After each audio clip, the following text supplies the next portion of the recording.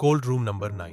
Norway के ट्रोम्सो शहर में बर्फ से ढकी एक वीरान पहाड़ी पर सेंट मार्टिन मेडिकल इंस्टीट्यूट नाम का एक पुराना अस्पताल था। यह अस्पताल कई साल पहले बंद कर दिया गया था, लेकिन अब भी स्थानीय लोग उसके मॉर्चुरी सेक्शन, विशेष रूप से कोल्ड रूम नंबर 9 को लेकर खौफ में रहते थे। कहा जाता था कि उस कमरे में समय समय पर ऐसी आवाजें आती थीं जो किसी जिंदा इंसान की नहीं हो सकती, और कई बार तो वहां रखे शव रातों में अपने आप हिलते हुए देखे गए थे। एना लार्सन, एक स्वीडिश डॉक्यूमेंट्री फिल्म मेकर, को इन डरावनी कहानियों पर यकीन नहीं था।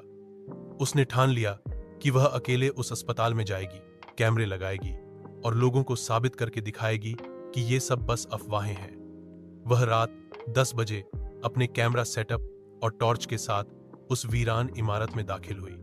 जंग लगे लोहे के दरवाजे और धूल से ढके फर्श पर उसके जूते की आवाजें गूंज रही थीं।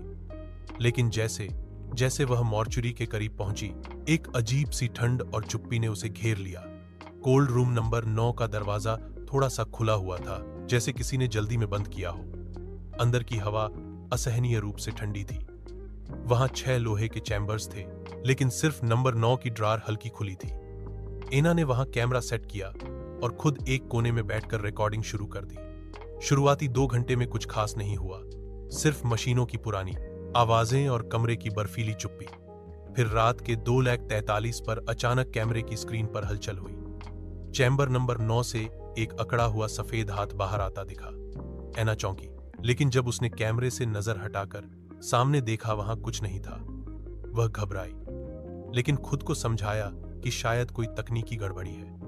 वह कैमरे को चेक करने लगी ही थी कि तभी उसके पीछे किसी की भारी सांसों की आवाज आई। काल्डे हिजल्प मैग, जिसका मतलब था ठंड है, मेरी मदद करो। वह पलटी, लेकिन वहां कोई नहीं था। अचानक कमरे की लाइट चली गई। टॉर्च ऑन की, कुछ नहीं हुआ। कैमरे की स्क्रीन अपने आप फिर से ऑन हुई और उसमें एना खुद खड़ी दिख रही थी, लेकिन असली एना तो कैमरे के पीछे थी। स्क्रीन की एना मुस्कुरा रही थी धीरे धीरे, जैसे उसे सब पता हो। तभी दीवार पर खून से एक वाक्य उभरने लगा, अब तू 9वीं है। एना चीखने लगी। दरवाजा खोलने की कोशिश की, लेकिन वह बंद हो चुका था अंदर से। वह दीवारें पीटती रही, चीखती रही, पर कोई आवाज बाहर नहीं गई। सुबह जब कर्मचारी मॉर्चुरी की जांच करने आए तो कोल्ड रूम नंबर 9 खुला मिला, लेकिन अंदर एना नहीं थी। न कैमरा, न कोई उपकरण। सिर्फ चैम्बर नंबर 9 में एक नया शव रखा था, एक औरत का, जिसकी आंखें खुली थीं और चेहरा एना जैसा ही लग रहा था। शव मुस्कुरा रहा था।